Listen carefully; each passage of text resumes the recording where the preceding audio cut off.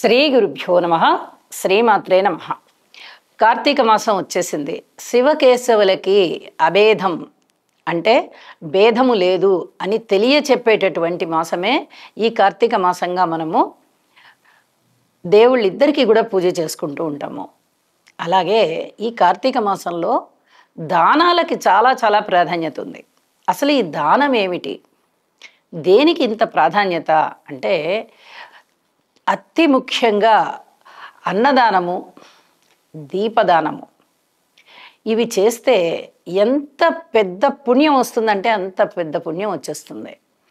అలాగే అతిథి అభ్యాగతుల్ని ఆదరించడము, వారికి చక్కగా భోజనాన్ని కడుపు నిండా పెట్టడము, నూతన వస్త్రాలు ఇవ్వడము, అలాగే కూరగాయలు దానం చేయొచ్చు, పండ్లు దానం చేయొచ్చు, తెల్ల నువ్వులు దానం చేయొచ్చు, ఉసిరికాయ దానం చేయొచ్చు, అలాగే దీపాన్ని దానం చేయొచ్చు. ఇలా ఎన్నో రకాలైన ఉన్నాయి. ఛత్రము అంటే గొడుగుని దానం చేయొచ్చు, చెప్పుల్ని దానం చేయొచ్చు, అలాగే పువ్వులని దానం చేయొచ్చు. ఈ ఒకటేమిటి రెండేమిటి ఎన్నో రకాలైనటువంటి దానాలని మనము ఈ కార్తీక మాసంలో భగవంతుడి పేరు స్మరించుకొని ఎవరికైనా ఆ అవసరం ఉన్న వాళ్ళకి ఇచ్చినట్టయితే అద్భుతమైన పుణ్యం వస్తుంది. ఇలాగా దీపదానం చేసినటువంటి ఒక మహారాజు గురించి కూడా ఇప్పుడు మనం తెలియజెప్పుకుందాం. పూర్వకాలంలో ఒక మహారాజు ఉన్నారు. ఆ మహారాజుకి సంతానం లేకపోవడం వల్ల చాలా బాధపడుతూ ఉండేవారు దంపతులు ఇద్దరు కూడా. అయితే ఒకసారి ఒక ముని వారి ఆస్థానానికి రావడంతో ఈ రాజు అడుగుతారు, స్వామి నాకు పిల్లలు లేరు కదా, సంతానం లేకపోతే సద్గతులు ఉండవు అని అంటారు, నాకు సంతానం అనేది చాలా కావాలి అనేటటువంటి కోరికగా ఉంది, నాకు ఏదైనా ఒక మంత్రాన్ని ఉపదేశం చెయ్యండి, నేను వెళ్ళి తపస్సు చేస్తాను అంటే, రాజా నువ్వు ఇంత చిన్న కోరికకి తపస్సు వరకు వెళ్ళనవసరం లేదు, అతి త్వరలోనే వస్తూ ఉన్నటువంటి ఈ కార్తీక మాసంలో చక్కగా అన్న సంతర్పణ చేసి దీపదానం చెయ్యి, నీకు మంచిగా సంతానం కలుగుతుంది అని చెప్పి ఆ ముని చెప్పేసి వెళ్తారు. ఇక కార్తీక మాసం రానే వచ్చింది. ఎంతో సంతోషపడిపోయాడు రాజు. ఇక ఆ 30 రోజులు కూడా అన్నదానం చేద్దాము అనేటటువంటి ఉద్దేశంతో చక్కగా విప్రుల్ని పిలిచి వాళ్ళకి కడుపు నిండా భోజనం పెట్టి తనకి తోచినటువంటి కానుకలు ఇచ్చి పంపిస్తూ ఇక చివరి రోజున అన్ని ప్రమిదల్లోనూ దీపాలను వెలిగించి ఆ దీపాలని ఈ విప్రుల భోజనానంతరము దక్షిణ తాంబూలాలతో దానం చేస్తారు. ఆ రాజు దానం చేశాడు.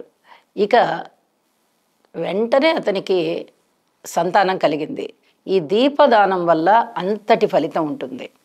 అలాగే ఒక ఇంట్లో ఒక ఊరిలో ఒక పేదరాలు ఉంటూ ఉండేది. పాపం ఆమె అడుక్కొని వచ్చి అన్నం తింటూ ఉండేదన్నమాట. అంటే యాచక వృత్తిలో ఉంది ఆమె. ఎవ్వరు లేరు, దిక్కుముక్కు లేని స్థితిలో ఉంది.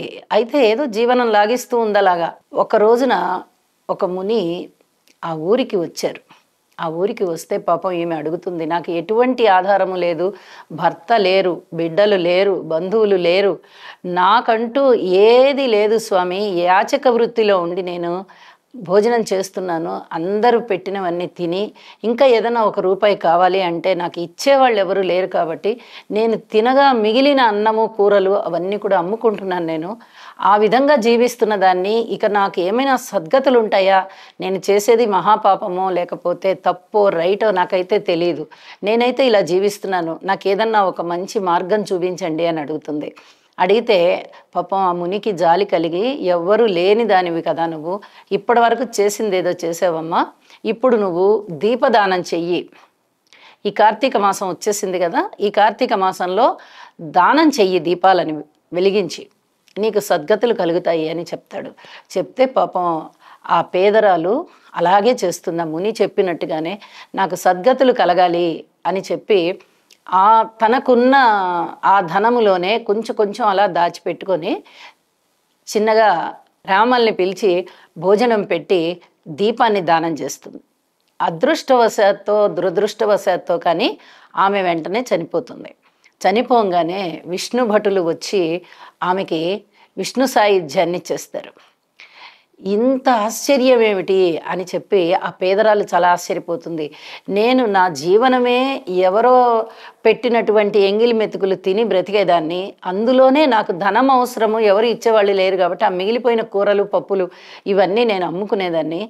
అంత నీచమైనటువంటి జీవిస్తూ ఉన్నటువంటి నేను ఇంత గొప్ప అదృష్టాన్ని ఎలా పొందాను అనంటే అప్పుడు ఆ విష్ణుదూతలు చెప్తారనమాట. నువ్వు ఎలాంటి జీవనంలో ఉన్నా కానీ దీపదానం చేసావమ్మా, నీ అదృష్టవశాత్తు నువ్వు ఈ కార్తీక మాసంలోనే చనిపోవడం కూడా జరిగింది.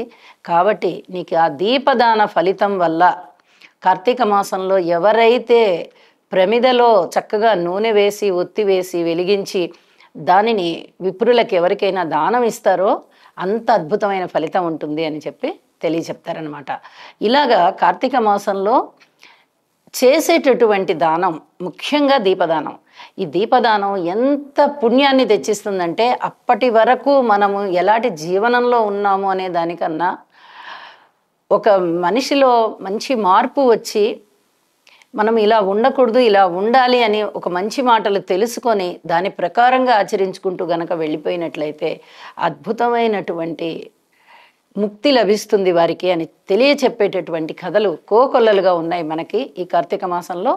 దీపదానం ఏ విధంగా చేయవచ్చు అంటే ఒక బంగారపు ప్రమిదలో నువ్వుల నూనె వేసి వత్తి వేసి వెలిగించి ఆ వెలుగుతూ ఉన్నటువంటి దీపాన్ని విప్రులకి దానం చేయాలి. ఇది చాలా ప్రధానమైనది.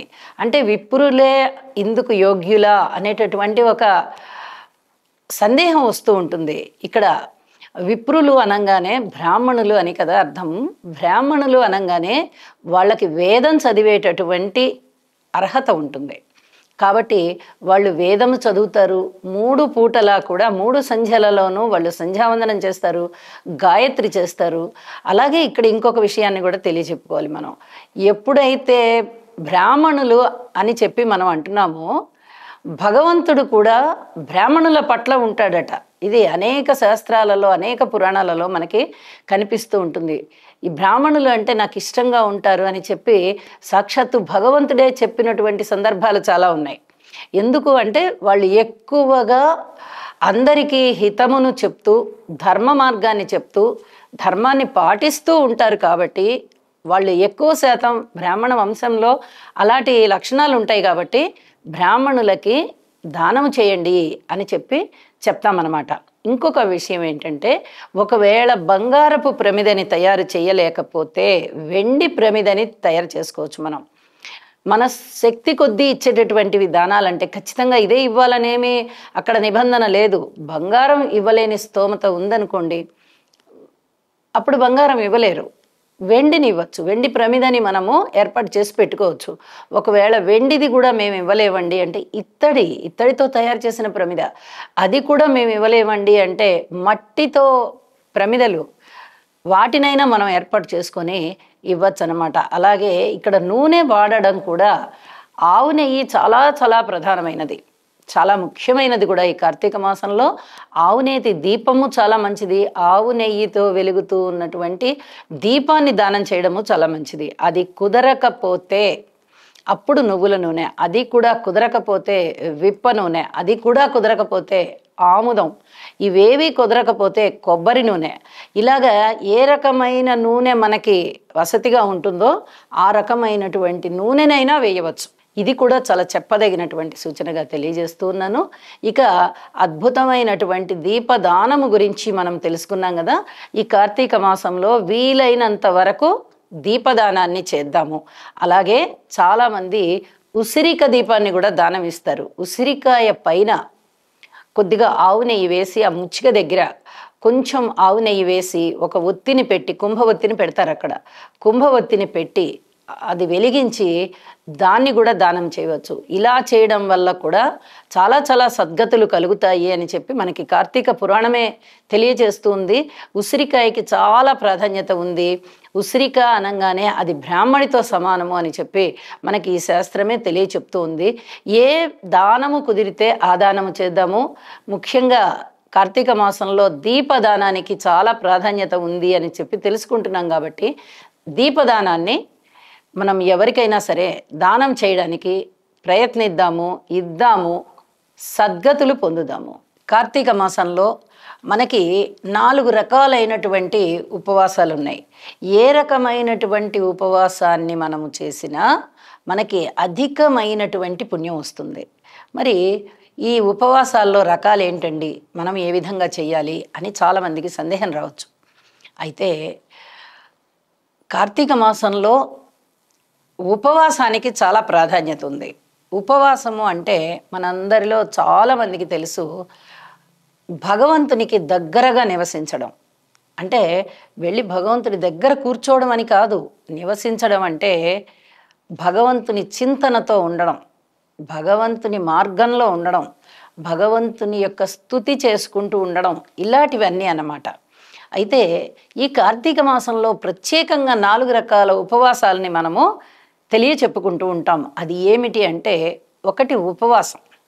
ఈ ఉపవాసం అంటే ఏంటి, పొద్దున పూట చక్కగా స్నానము సంధ్య అన్నీ అయిపోయిన తర్వాత సాయంత్రం వరకు భగవంతుడి యొక్క నామస్మరణతో ఉండి భగవద్ కథలు వింటూ భగవత్ చింతనలో ఉంటూ తిరిగి సాయం సంధ్య వేళ ఆ రోజు సంధ్యాకాల పూజ చేసుకుని కేవలము తులసి తీర్థం మాత్రమే తీసుకుని నిద్రించాలి. మరుసటి రోజు భోజనం చేయవచ్చు. దీన్ని మనము ఉపవాసము అని చెప్తాం. అంటే రోజు మొత్తము కూడా ఏ పళ్ళో పాలో మాత్రమే తీసుకొని ఉండడం, రాత్రిపూట కూడా తులసి తీర్థం మాత్రమే తీసుకుని ఏమీ భుజించకుండా భగవంతుని చింతనతో ఉండడం, ఇది ఒక రకమైనటువంటి ఉపవాసం. తదుపరి రెండవది ఏకభుక్తం అని చెప్తాం.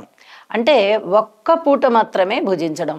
ఉదయం పూట స్నాన సంధ్యాదులన్నీ అయిపోయిన తరువాత దేవుని పూజ చేసుకుని భోజనం చేసి ఇక ఆ రాత్రికి చుక్కలని చూసి ఆకాశంలో మిణుకు మిణుకుమంటూ మనకి దూరానికి కనిపిస్తూ ఉంటాయి. నిజానికి అవి చాలా ప్రతిభావంతమైనవి అయినప్పటికీ కూడా రాత్రిపూట చుక్కలని చూసి ఏదో ఒక చిన్న అల్పాహారం, పండో ఫలమో పాలో అలాంటివి తీసుకొని ఇక ఆ రాత్రి నిద్రిస్తారు. ఇంకా వేరే ఏమి తినరు. పగలు ఒక్క పూట మాత్రమే భోజనం చేయడాన్ని ఏకభుక్తం అన్నారు. ఇక మూడవ రకము నక్తం. నక్తము అంటే పగలు పూజా కార్యక్రమాలన్నీ అయిపోయిన తర్వాత ఒక పండో ఫలమో తినేసి ఇక రాత్రి వరకు ఏమి తినరు. సాయం సంధ్య వేళ అయిన తర్వాత మళ్ళీ పూజ చేసుకుని భగవంతునికి ఆకాశంలో చుక్కల్ని చూసి నక్షత్రాలని చూసి అప్పుడు భోజనం చేస్తారు. అంటే పగలంతా ఏమి భోజనం చేయరనమాట. ఈ రకంగా ఉపవాసం ఉండడాన్ని నక్తం అంటారు. ఇక నాలుగవది అయాచితం. మనము ఏమీ ప్రయత్నం చేసుకోవాలా, ఒకళ్ళ ఇంటికి మనం భోజనానికి వెళ్ళట్లేదు, అలాగే మనని ఎవరు పిలవలేదు, మనము ఎవరిని మీరు ఇవాళ మా కోసం ఆహారాన్ని సిద్ధం చేసి పెడతారా, లేదా మాకు ఆహారాన్ని తెచ్చి పెడతారా, ఇలాంటివేవి మనం అడగట్లేదు. మనము ఇంట్లో కూడా మనం ఏ ప్రయత్నాలు చేసుకోవట్లేదు. ఆ రోజు ఏది దొరికితే దానితో తృప్తి పడదాము అని సంకల్పించుకొని భగవత్ చింతనతో ఉన్న వాళ్ళకి ఆ రోజున గనక ఏమీ దొరకకపోయినట్లయితే ఆహారం, అది అయాచితం అయిపోతుంది. అంటే వీళ్ళు ప్రయత్నం చేసుకోలేదు, ఎక్కడ ఎవరు వీళ్ళని పిలవలేదు, ఇలా ప్రయత్నం అనేది ఏమీ లేదు, ఎవరు పిలవలేదు. ఇంకా అలాంటప్పుడు వారికి రోజంతా ఆహారం లేకుండా పోయింది. వాళ్ళు కేవలం భగవత్ చింతనతో మాత్రమే ఉన్నారు. కాబట్టి ఆ రోజున అది అయాచిత ఉపవాసం అయిపోతుంది. అయాచితం అన్నమాట. అనుకోకుండా అట్లాగా ఏమీ తినకుండా అలాగా ఉండిపోయారు వాళ్ళు. ఇది అయాచితం. ఇలా 4 రకాలైనటువంటి ఉపవాసాలు మనకి ఉన్నాయి. ఈ 4 రకాలలో ఏ దాన్ని మనము పాటించినా చాలా ముక్తి కలుగుతుందండి, మోక్షానికి దగ్గర అవుతాం. అలాగే తిలదానం, దాని గురించి కూడా ప్రత్యేకంగా చెప్పుకోవాలి. తిలలు అంటే నువ్వులు. ఈ తిలాదానాన్ని కూడా చేసినట్టయితే, మేము ఇవన్నీ ఏమి చేయలేకపోతున్నామండి అంటే కూడా మీరు కొద్దిగా నువ్వులని తర్పణాలుగా వదిలేస్తే, నల్ల నువ్వులని ముఖ్యంగా తర్పణంగా వదిలేయవచ్చు. అలాగే ఎవరికైనా సత్పురుషునికి దానం ఇవ్వవచ్చు. ఇలా చేసినా కూడా మీకు ఈ ఉపవాసం చేస్తే ఎంతటి ఫలితాలు ఉంటాయో అలాంటి ఫలితాలే ఈ తిలాదానం వల్ల కూడా వస్తాయి. అంతేకాదు స్నానానికి కూడా చాలా ప్రాధాన్యత ఉంది. మేము అన్ని రకాలు చెయ్యలేమండి అంటే దానం చేయాలా, ధర్మం చేయాలా, లేకపోతే ఇంకేదన్నా ఆహార పదార్థాలను ఇవ్వాలా, లేదా ఇంకేదన్నా తలస్నానాలు చేయాలా, ప్రతిరోజు గుడికి వెళ్ళి రావాలా, ఇవన్నీ మా వల్ల కాదండి, ఎన్నో పనుల ఒత్తిడిలో ఉన్నాం మేము, అధికారులు ఒప్పుకోరు మాకు ఇవన్నీ చేసుకుంటామంటే అని చాలా చాలా ఉద్యోగాలలో అతి కష్టంతో ఉద్యోగాలు చేసుకుంటూ ఉద్యోగ సమయంలో ఇవన్నీ మేము చేయలేము అని బాధపడేవాళ్ళు ఏదైనా ఒక మార్గం చెప్పండి అని అడుగుతూ ఉంటారు చాలామంది. వారికి ఈ మార్గం ఉంటుందన్నమాట. ఎటువంటి మార్గం అది? నదీ స్నానం చేయడం. నెల రోజుల్లోనూ ఒక్కసారైనా నదీ స్నానం చేయండి. మీకు దగ్గరలో ఉన్న నదిని ఎంచుకోండి. ఒకవేళ మీకు కుదరలేదు నదీ స్నానం అనుకున్నట్టయితే మీరు ఏ నీటితో అయితే స్నానం చేస్తున్నారో ఆ నీటినే గంగే చెమనే చైవ గోదావరి సరస్వతి నర్మదే సింధు కావేరి జలేస్మిన్ సన్నిధిం కురు అనేటటువంటి మంత్రాన్ని స్మరించుకొని ఆ నీటిని స్పృశిస్తూ స్మరించుకొని చక్కగా ఆ నీటిని స్నానం చేసేయండి. అద్భుతమైనటువంటి పుణ్యం వస్తుంది. మనము ఇది చేశామే, ఇది చేయలేదే అనేటటువంటి బాధ కూడా మీకు అవసరం లేదు. చాలా నదీ స్నానం చెయ్యలేకపోతే కూడా ఈ రకమైనటువంటి స్మరణ చేస్తూ తలారా స్నానం చేయవచ్చు. అలాగే ఇప్పుడు మనం చెప్పుకున్న ఉపవాసాలలోని ఏ రకాన్నైనా కూడా ఆచరించి మనము పుణ్యాన్ని ఆర్జించుకోవచ్చు అని చెప్పి తెలియజేస్తూ, ఈ కార్తీక మాసంలో ఏ రకమైనటువంటి పద్ధతి పాటించినా కూడా మనము భగవంతుడి యొక్క దృష్టిలోకి వెళ్తాము. ఇది చాలా ముఖ్యం. భగవంతుని యొక్క దృష్టిలో ఉండడం అనేది అసలు చాలా చాలా కష్టమైన పని. కోట్ల జన్మలు తపస్సు చేస్తే తప్ప మనం భగవంతుడి మార్గంలోకి వెళ్ళలేము. అలాంటిది ఈ కార్తీక మాసంలో చాలా చిన్న చిన్న పనులని ఆచరించడం ద్వారా మనము భగవంతుడికి బాగా చేరువ అవ్వగలము అని చెప్పి తెలియచేస్తూ, వీటిలో వేటినైనా ఆచరించండి, చక్కగా పుణ్యాన్ని సంతరించుకోండి. కార్తీక మాసంలో వనభోజనం చేస్తారు అందరూ. ఏంటి అసలు ఈ వనభోజనానికి ప్రాధాన్యత అంటే, వనభోజనం అనగానే వనములో భోజనం మనందరికీ అర్థమైపోతూనే ఉంది. వనభోజనం అనగానే వనములో భోజనం ఏంటి అంటే, రకరకాలైనటువంటి ఫల పుష్పాదుల చేత చక్కగా అలరారుతూ ఉండేటటువంటి తోటల్లోనూ వనాలలోనూ ఆహారాన్ని అక్కడ వండుకోవాలి. మనం తీసుకెళ్ళి పాత్రలన్నీ తీసుకెళ్ళాలి, ఆహార పదార్థాలన్నీ తీసుకెళ్ళాలి, అక్కడ ఆహారాన్ని తయారు చేసుకోవాలి. ఒక 10 మంది కుటుంబాలు కలిసి ఈ విధంగా మనం వనభోజనానికి వెళ్దాం అనుకున్నారనుకోండి, ఆ 10 మంది కుటుంబాల సభ్యులందరూ కూడా ఆ తోటకి చేరతారు. చేరిన పిదప ఒక్కొక్కళ్ళు ఒక్కొక్క పనిని తీసుకుంటారు బాధ్యతగా. మేము కూరలు దొరుకుతాము, మేము పప్పు కడుగుతాము, లేదా మేము పప్పు రుబ్బుతాము, లేదా మేము భగవంతుడికి అన్నీ తయారు చేస్తాము, కొంతమంది మేము విస్తరాకులు కుడతాము, కొంతమంది నీళ్ళ తీసుకొచ్చి అక్కడ అందరికీ నీళ్ళని మంచినీళ్ళు తాగడానికి అవన్నీ వసతులన్నీ ఏర్పాటు చేస్తాము, కొంతమంది ఏమో మేము ఆ ప్రదేశం అంతా కూడా శుభ్రం చేస్తాము, చక్కగా నీళ్లు జల్లి అలికి ముగ్గులేస్తాము. ఇలాగా ఒక్కొక్కళ్ళు లేదా కొద్దిగా మంది ఈ పనులన్నిటినీ విభజించుకుంటారు. ఆ తదుపరి గాడి పొయ్యి తవ్వి కట్టెలు పెట్టి వంట చేస్తారు. ఈ వంట చేయడంలో అందరూ చిన్న పెద్ద అనే భేదం లేకుండా చక్కగా ఎవరికి తోచిన పనిని వాళ్ళు చేస్తారు. అలాగే సాలగ్రామాన్ని పెట్టి పూజ చేసుకుంటారు. విష్ణువుకి చేస్తారు పూజ, శివుడికి చేస్తారు, అభిషేకము చేస్తారు, అర్చన చేస్తారు. ఇలా పూజ అనంతరము చక్కగా ఈ శుచిగా వండినటువంటి ఆహార పదార్థాలన్నిటినీ తీసుకొచ్చి భగవంతుడికి నివేదన చేసి అప్పుడు కాసేపు మళ్ళీ భగవత్ నామస్మరణ చేస్తారు. భజన మోడల్లో చక్కగా భగవత్ నామస్మరణ చేసుకుని అక్కడ ఉన్న వారందరూ కూడా భోజనం చేస్తారు. ఈ భోజనము చెట్ల కింద చేస్తారు. ఆ చెట్లల్లో రకరకాలైనటువంటి చెట్లు ఉంటాయి. దానితో పాటుగా ఉసిరి చెట్టు కూడా ఉండేటట్టుగా చూసుకుంటారు. ఉసిరి చెట్టు ఉన్న చోట చాలా ప్రాధాన్యత ఉంటుంది. అలాగే ఒకవేళ ఉసిరి చెట్టు లేని ఆ వనం అయినట్టయితే, తోట అయినట్టయితే, ఎక్కడైనా ఉన్నటువంటి ఉసిరి చెట్టులో కొంత భాగాన్ని, ఒక కొమ్మనైనా సరే తీసుకొని వచ్చి వీళ్ళు ఉన్నటువంటి ప్రదేశంలో ఆ కొమ్మని పాతి పెట్టుకొని చక్కగా పూజ చేసుకుని దానిని కూడా ఈ వనభోజనాలప్పుడు ఆ చెట్టు దగ్గరగా కూడా భోజనం చేసేటట్టుగా ఆ భోజనాలన్నింటినీ అమర్చుకుంటారు. ఇంతటి ప్రాధాన్యత ఎందువల్ల వచ్చింది అంటే, మనకి ఇక్కడ లౌకికమైన విషయాలని చెప్పుకోవాలి, ఆధ్యాత్మిక పరమైన విషయాలని చెప్పుకోవాలి, సామాజిక పరమైన విషయాలని కూడా చెప్పుకోవాలి.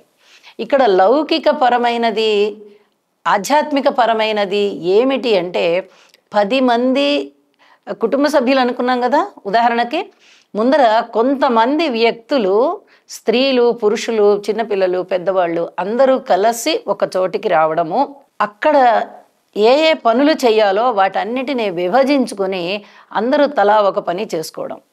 ఇక్కడ కలిసి అందరూ ఒక చోట ఉండడం అనేది మనం ఎప్పుడో బంధుమిత్రులతో కలిసి ఉంటూ ఉంటాం. ఏదైనా శుభకార్యాలప్పుడో, లేకపోతే ఏదైనా క్షేమ సమాచారాలు కనుక్కుందాం అనుకుని ఎవరింటికన్నా వెళ్ళినప్పుడో మాత్రమే అలాంటివి కుదురుతాయి. అది ఒక్క ఫ్యామిలీనో 2 ఫ్యామిలీలో వెళ్తారు. అంటే ఒక కుటుంబమో 2 కుటుంబాలో మాత్రమే వెళ్తారు. 10 మంది కుటుంబాల వాళ్ళు కలవడం అంటే చాలా కష్టం. ఇలా కలవడం వల్ల కష్ట సుఖాలు పంచుకుంటారు, కలిమిడిగా ఒక్కొక్కళ్ళు ఒక్కొక్క పనిని చేసుకుంటారు, అందరూ కలిసి భగవంతుడికి పూజ చేస్తారు, అందరూ కలిసి ఆహార పదార్థాలని చక్కగా వండి భగవంతుడికి నివేదన చేస్తారు. ఇలా అన్నీ చేయడంలో ఒక ఐకమత్యం కనిపిస్తుంది.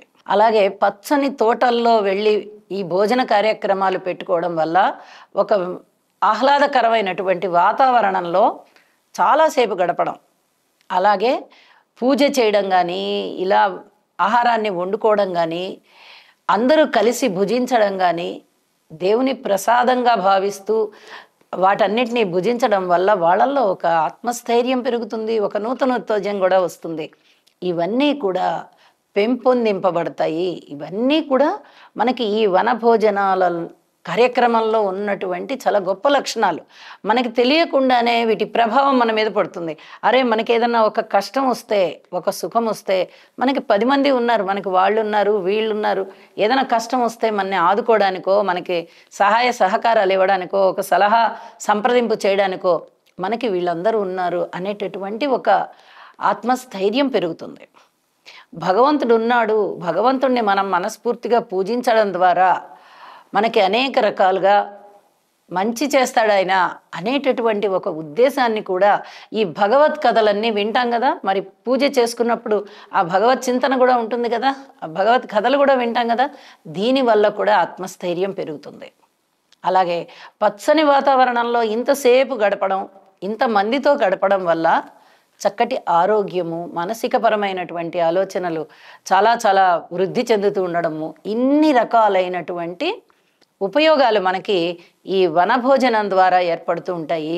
దీనికి అనుకూలమైన కాలము కార్తీక మాసమే కాబట్టి చక్కగా అప్పుడప్పుడే వానలన్నీ తగ్గిపోయి ఉంటాయి, అప్పుడప్పుడే శీతాకాలం ప్రవేశించి ఉంటుంది, అప్పుడప్పుడే చెట్లన్నీ పచ్చగా ఉంటాయి, చక్కగా అన్ని ఫలపుష్పాదులు ఉంటాయి. చూడండి, భాద్రపద మాసంలోనే మనకి ఈ రకమైన వాతావరణం కనిపిస్తుంది.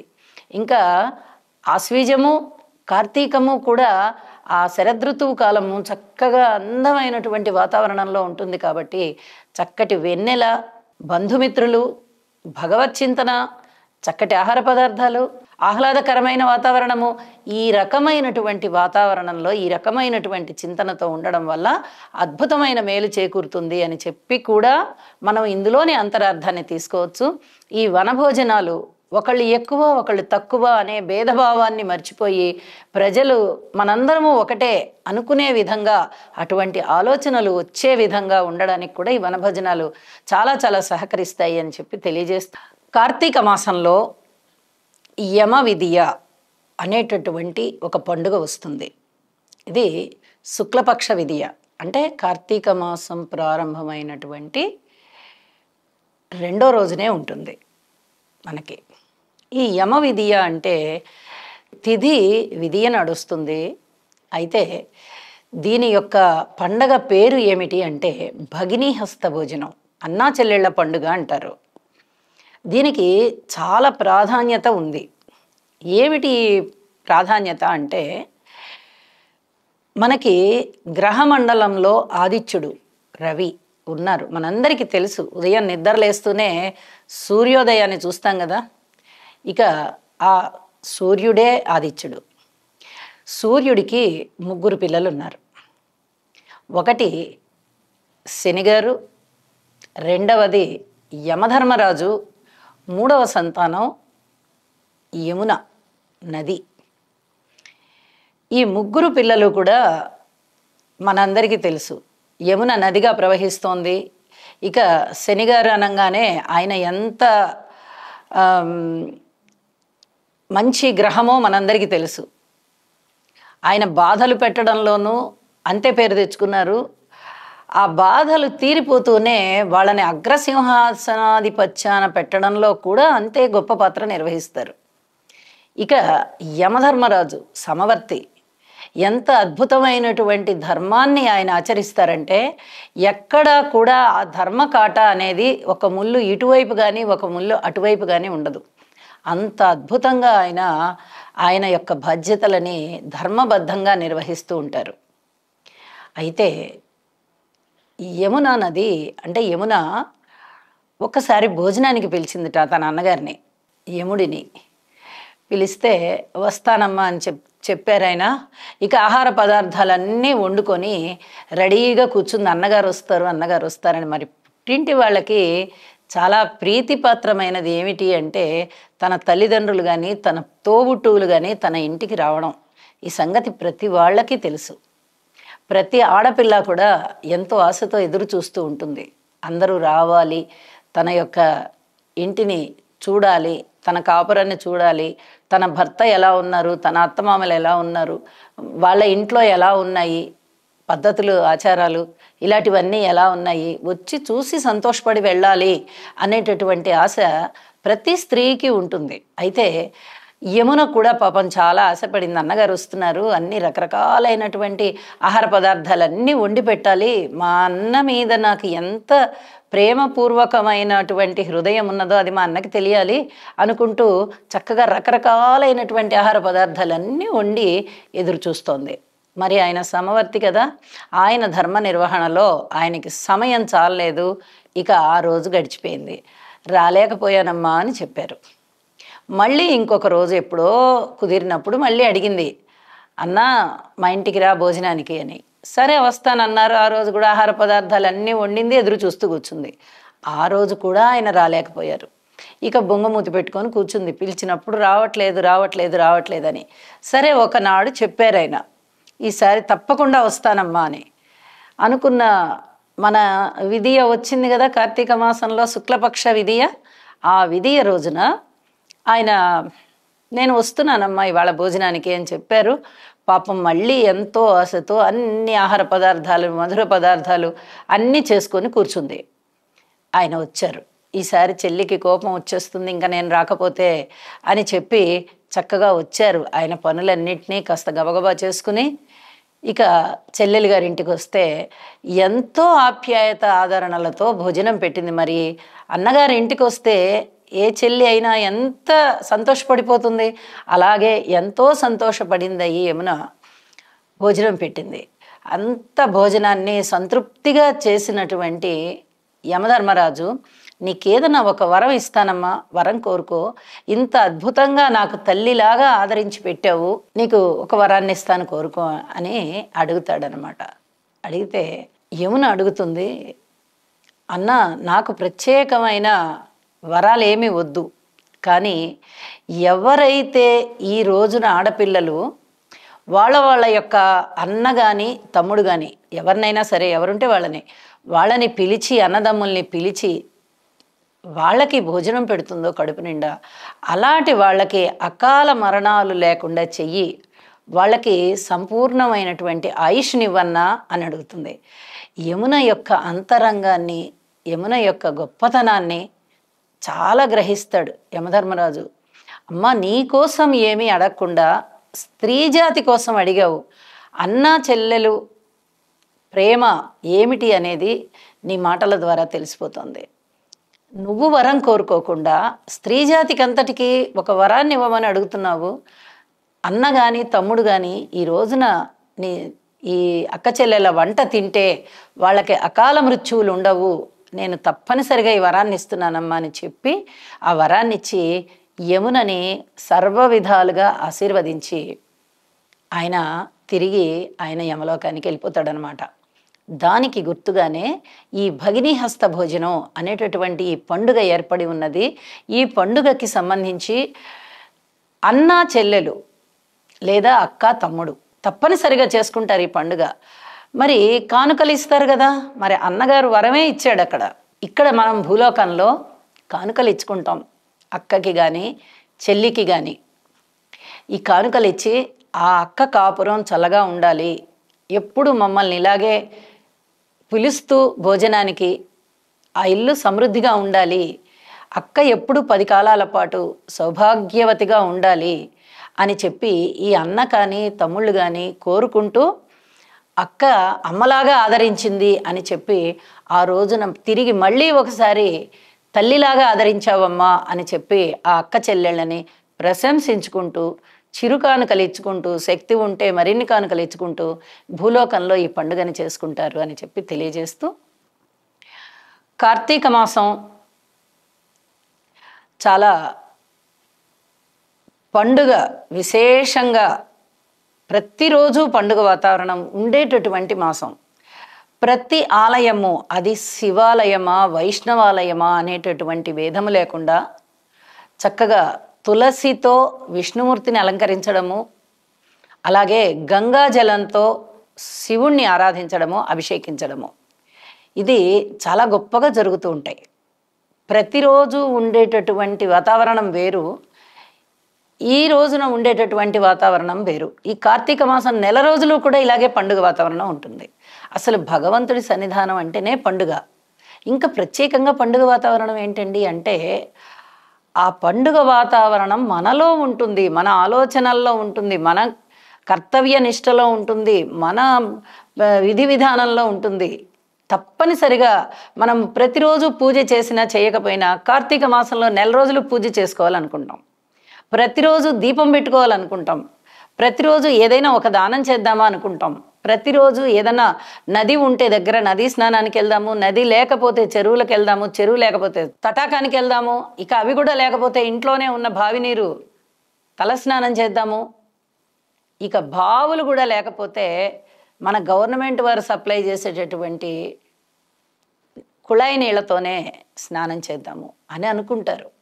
అంటే మన ఆలోచనల్లో ఒక పవిత్రత వచ్చేస్తుంది, మన ఆచరణలో ఒక పవిత్రత వచ్చేస్తుంది. మనము ప్రతిరోజు గుడికి వెళ్ళినా వెళ్ళకపోయినా ఈ కార్తీక మాసం నెల రోజులు గుడికి వెళ్ళాలి అనుకుంటాము. ఇలాగా ఒక పండుగ వాతావరణం మన ఆలోచనల్లోకి వచ్చేస్తుంది. దానివల్ల ఒకటికి 10 సార్లు గుడికి వెళ్ళడము, ఒకళ్ళకి 10 మంది గుడికి వెళ్ళడంతో గుడి కూడా చాలా అత్యద్భుతంగా కనిపిస్తూ ఉంటుంది, కళకళలాడుతూ 10 మందితోనూ. అసలు భగవంతుడి యొక్క ఆకారం అంటే ఆ విగ్రహాలకి చేసేటటువంటి అలంకారము కానీ ఆ పూజలు కానీ మన మనోభీష్టాలను తీర్చేస్తున్నాయి అనేంత గొప్పగా భగవంతుడు కనిపిస్తాడు మనకి. ఇంత అద్భుతంగా ఉంటుందన్నమాట. అందువల్ల ఆలయాలన్నీ కూడా పండుగలాగా ఉంటాయి అనేది. నిత్యం పండుగే, నిత్య కళ్యాణం పచ్చ తోరణం అంటాం భగవంతుడి యొక్క సన్నిధానాన్ని మనం. అలాంటిది ఈ కార్తీక మాసం వచ్చిందంటే ఇంకా మరింతగా శోభాయమానంగా ఉంటుందన్నమాట. అయితే అసలు ఈ కార్తీక మాసం పూజా విధానం ఏమిటి అని ఒక్కసారి మనం ఆలోచించుకున్నట్టయితే, తెల్లవారుజామున నిద్ర లేచి బ్రాహ్మీ ముహూర్తంలో నదికి వెళ్ళి తలారా స్నానం చేయడం అనేది చాలా పుణ్యప్రదమైనటువంటి పని. ఒకవేళ మనకి నది దగ్గర లేదు అనుకుందాం, మనకి అందుబాటులో ఎటువంటి నీరు ఉంటుందో ఆ నీటితోనే స్నానం చేస్తాము. మరి గంగాదేవిని స్మరించుకుంటాం, చక్కగా తలస్నానం చేసేసుకుని ఇక సంధ్యావందనం చేయాలి. సంధ్యావందనము ఎవరికైతే ఉందో, ఏ కులాల వారికైతే సంధ్యావందనం ఉందో అందుకు అర్హులైన వారు అంటే ఒడుగు అయిన వారు చక్కగా సంధ్యావందనం చేసేసి గాయత్రిని స్మరించుకోవాలి. అది అయిపోయిన అనంతరం మన ఇంటిలో ఉన్నటువంటి ఈ స్నానము సంధ్య ఇవన్నీ అయిపోగానే ఆలయానికి వెళ్తాం. ఆలయానికి వెళ్ళి చక్కగా పూజ చేసుకుని వస్తాం. వచ్చి మన ఇంట్లో ఉన్నటువంటి దేవుడి మందిరములో కూడా మనము దీపం పెట్టుకొని పూజ చేస్తాం. సంకల్పం చెప్పుకోవడము, అలాగే సంకల్పం చెప్పుకోవడం అంటే ఆ రోజున ఉన్నటువంటి తిథివారాలని చెప్పుకుంటూ మన గోత్రనామాలని చెప్పుకోవడం. ఇవి చెప్పుకొని చక్కగా భగవంతుడికి పూజ చేసుకుంటాం. అర్చన కార్యక్రమాలన్నీ పూర్తి చేస్తాం. పూజ అనంతరము శుచిగా వండినటువంటి ఆహార పదార్థాలని నివేదన చెయ్యాలి. నివేదన చేసిన తదుపరి ఆ ప్రసాదాన్ని కొంచెం తీసుకోవాలి. తీసుకున్న తదుపరి ఇక ఆ రోజు వాళ్ళ కార్యక్రమాలు దైనందిన జీవితంలో ఏవైతే ఉంటాయో వాటి మీద వెళ్ళిపోవచ్చు. తదుపరి మధ్యాహ్నం భోజనం చేసుకుంటారు. రాత్రికి మళ్ళీ తిరిగి వస్తారు కదా. సాయంత్రం విధులన్నీ అయిపోయిన తర్వాత ఉద్యోగ విధుల, వ్యాపార విధుల అవి నిర్ణీత సమయం వరకు ఉంటాయి కాబట్టి అవి అయిపోయిన తర్వాత తిరిగి వచ్చి తిరిగి మళ్ళీ స్నానం చేసి సాయంత్రం మళ్ళీ దేవుడి దగ్గర దీపం పెట్టుకుని సంధ్యవేళ పూజ చేసుకుంటాం. పూజ చేసుకుని ఏ పండో ఫలమో పాలో నివేదన చేసి ఇక తిరిగి సాయంత్రం పూజని ముగింపు చేస్తామన్నమాట. ఇలాగే ఆ సమయం ఉన్నప్పుడు ఉదయం కానీ సాయంత్రం కానీ సమయం దొరికినప్పుడు మనకి చక్కగా భగవంతుని యొక్క కథలు చెప్పుకుంటాం. అది శివ పురాణమైనా చెప్పుకోవచ్చు, శివుని లీలలైనా చెప్పుకోవచ్చు, విష్ణు పురాణమైనా చెప్పుకోవచ్చు, విష్ణు లీలలైనా చెప్పుకోవచ్చు. మనకి ఏది కుదిరితే అది కాసేపు పురాణ కాలక్షేపం చేసుకుంటాం. 10 మంది అప్పుడు అక్కడ కూడినట్లయితే చక్క సద్గోష్ఠి అంటాం దాన్ని. సద్గోష్ఠిలో అందరూ ఎవరికి తెలిసిన కథలని వారు చెప్తూ ఉంటారు, ఎవరికి తెలిసిన లీలల్ని వాళ్ళు చెప్తూ ఉంటారు. ఇలాగా కొంచెం సేపు సద్గోష్ఠి కూడా చేసుకోవచ్చు అన్నమాట. ఈ విధంగా కార్తీక మాసాన్ని గడపాలి. మాకు సమయం లేదండి, మాకు చాలా తొందర ఉందండి, మా ఉద్యోగ విధులలో మేము ఎప్పుడో పొద్దున్న వెళ్తే రాత్రి వస్తామండి, ఇలాంటి వాళ్ళు కూడా ఏమి దిగులు పడకండి. మనసులో నామస్మరణ చేసుకోండి. మీరు శివనామస్మరణ ఓం నమ శివాయ చేసుకున్నా పర్వాలేదు, లేదా విష్ణు నామస్మరణ ఓం నమో నారాయణ చేసుకున్నా పర్వాలేదు. ఏదో ఒక నామాన్ని తీసుకోండి. ఇవే తీసుకోవాలని లేదు. శ్రీమాత్రే నమః అనుకోండి, గోవింద అనుకోండి, అచ్యుత అనుకోండి, శ్రీధర అనుకోండి. మీరు ఏ నామాన్ని తీసుకున్నా పర్వాలేదు, ఆ నామాన్ని ఉచ్చరించుకుంటూ వెళ్ళిపోండి. మననంలో చేసుకునే దానికి ఏమి అభ్యంతరం ఉండదు కదా. మనం ఏ పనులు చేసుకుంటున్నా కూడా, మనం ఉద్యోగంలో ఉన్నా, వ్యాపారంలో ఉన్నా, ఎందులో ఉన్నా కూడా నామస్మరణకి ఎటువంటి ఆటంకాలు ఉండవు. మనము నిత్య పూజ చేసుకోలేకపోతున్నాము అంటే మటుకు ఈ విధంగా చేసుకోండి. నిత్య పూజ చేసుకోగలిగేవారు నిత్య పూజ చేసుకోండి. చక్కగా ఉదయం పూజ చేసుకోవడం, శివాలయానికి వెళ్ళి రావడం, లేదా మీకు ఇష్టమైన ఆలయానికి వెళ్ళి రావడం, ఇంట్లో పూజ చేసుకోవడం, ఎలా కుదిరితే అలాగా మీ విధి విధానాలని పాటించండి. ఈ రకంగా కార్తీక మాసాన్ని గడిపినట్లయితే చాలా అద్భుతమైనటువంటి పుణ్యం మీకు వస్తుంది. ఇక ఇందులోనే మనము ఉపవాసాలు చెప్పుకున్నాం. ఉపవాసం చేస్తామా, ఏకభుక్తమా, లేకపోతే నక్తమా, అయాచితమా? ఆ రోజు మీరు ఏదైనా ఇవాళ నేను ఉపవాసం ఉండాలి అనుకుంటే మీరు ఏ రకమైన ఉపవాసం ఉండాలి అనుకుంటారో ఆ రకమైనటువంటి ఉపవాసం ఉండండి. ఇది శరీరానికి సంబంధించినటువంటి విషయం. ఎందుకంటే కొంతమంది ఆకలికి అస్సలు ఉండలేరు. అలాంటప్పుడు బలవంతాన వాళ్ళు ఉపవాసం ఉండి ఆకలి అనేదాన్ని మర్చిపోలేక ఆకలేస్తోంది అనుకుంటూ ఉన్నా భగవంతుడు దాన్ని మెచ్చడు. ఈ కడుపులో అనేది జఠరాగ్ని ప్రారంభమవుతుంది. ఇక ఆకలేస్తోంది అంటే ఆ జఠరాగ్ని విజృంభిస్తుంది. అలాంటప్పుడు ఈ ఆకలి మీద ధ్యాస పెట్టుకొని భగవంతుడి మీద ధ్యాస లేకుండా ఎప్పుడెప్పుడు సాయంత్రం అవుతుందా భోజనం చేద్దామనే ఆలోచనలతో ఉండకూడదు. చక్కగా భగవన్నామస్మరణ ప్రశాంతంగా చేసుకునేటట్టుగా ఉండాలి. కాబట్టి బలవంతాన మీరు ఆకలితో ఉండి ఉపవాసం చేయవద్దు అని చెప్పి తెలియజేస్తూ, నిత్య పూజని ఈ విధంగా చేసుకోండి. ఏ రకమైన ఉపవాసం చేయగలుగుతారో ఆ రకమైన ఉపవాసాన్ని చేసి మీ శక్తియుక్తుల ప్రకారంగా ఉండండి. నామానికి ఎంత ప్రాధాన్యత ఉంటుంది ఈ కార్తీక మాసంలో అనేది మనము చాలా ప్రధానంగా తెలియచెప్పుకోవాలి. కార్తీక మాసము అనగానే కార్తీక దామోదరుడు, విష్ణుమూర్తి, శివుడు, భోళాశంకరుడు ఇద్దరికీ కూడా పూజ చేయడం అనేది చాలా చాలా విశేషం. అలాగే ఏ నామాన్ని పిలిచినా, ఏ నామాన్ని పలికినా, ఏ నామాన్ని మనము చక్కగా ఇది ధ్యాస, ధ్యానం, తపస్సులాగా చేసిన భగవంతుడు ఎలాగ మన మీద మంచి దయావర్షం కురిపిస్తాడు అనేది మనము ఈ కార్తీక పురాణంలో అజామీళుడి కథ ద్వారా తెలుసుకోవచ్చు. అజామీళుడు ధర్మపరుడైనటువంటి బ్రాహ్మణ వంశంలో పుట్టినటువంటి వాడు. మరి అందరూ పిల్లలు పెరిగినట్టుగానే ఎంతో అల్లారుముద్దుగా పెరిగాడు. కానీ వ్యసనాల బాట పడ్డాడు. ఈ వ్యసనాలలో ఆయన తలమునకలైపోయాడని చెప్పచ్చు. తల్లిదండ్రుల్ని హింసించేవాడు, బాధించేవాడు, అలాగే విసిగించేవాడు, ధర్మాన్ని ఆచరించేవాడు కాదు. తండ్రి తల్లి చక్కగా ధర్మ అనుష్ఠానం చేస్తూ ఉంటే వాళ్ళందరినీ పరిహాసం చేసేవాడు. తిరగరాని ఆడవాళ్లతో తిరిగి వచ్చేవాడు.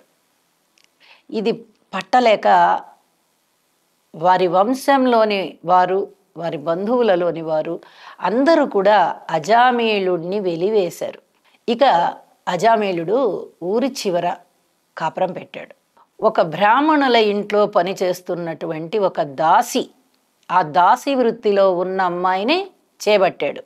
చేపట్టి ఆ అమ్మాయితోనే విపరీతమైనటువంటి అక్రమ సంబంధం. అది ఆ విపరీతమైనటువంటి కామవాంఛ చేత ఆ అమ్మాయిని వదులుకోలేక ఇక ఆ అమ్మాయిని తీసుకుని ఎక్కడో ఊరి చివర ఒక పూరిపాక వేసుకుని అక్కడ ఉండడం మొదలుపెట్టాడు. అయితే ఎలాగా పొట్ట గడవాలి, భార్యను పోషించాలి, అతనిక ఏ విద్య రాదు, ఏ విధంగా పోషించాలి, ఎంతసేపు కామక్రీడలే తప్ప ఇక ఇంకొక ధ్యాస అనేది లేకుండా పోయింది. ఇలా ఉన్నవాడు దారి కొట్టి బాటసారుల్ని దోచుకోవడము, అలాగే జంతువుల్ని వేటాడడము వృత్తిగా స్వీకరించి ఆ వచ్చినటువంటి ద్రవ్యముతో భార్యని పోషించుకుంటూ ఉండేవాడు. ఒకనాడు ఆ భార్య కళ్ళు తీస్తూ తాటి చెట్టెక్కి ఆ కొమ్మ విరిగి కింద పడిపోయింది. కింద పడిపోయి పాపం చనిపోయింది.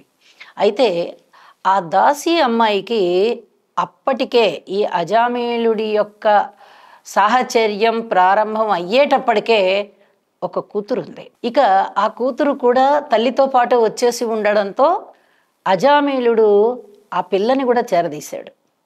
ఇక అలా అలా అలా ఆ పిల్ల కూడా పెరిగి పెద్దదైంది. ఎప్పుడైతే ఈ భార్య దాసి చనిపోయిందో ఇక అజామీళుడి యొక్క కళ్ళు ఆ పిల్ల మీద పడ్డాయి. ఆ పిల్ల చక్కగా నవయవ్వనవతి అయింది, అందాల రాశిగా ఉంది. అయితే ఈ అజామీళుడు ఆ అమ్మాయిని చెరబట్టి ఆ అమ్మాయితో ఈ కామసుఖాలన్నీ అనుభవించడం మొదలుపెట్టాడు. పిల్లల్ని కన్నాడు. అయితే దురదృష్టవశాత్తు పిల్లలు చనిపోయారు. అదృష్టవశాత్తు ఒక్క కొడుకు మటుకు బ్రతికాడు. అయితే ఆ కొడుక్కి నారాయణ అనే పేరు పెట్టుకుని అల్లారు ముద్దుగా పెంచుకుంటూ ఉన్నాడు. ఇక పెద్దవాడైపోయాడు అజామేళుడు.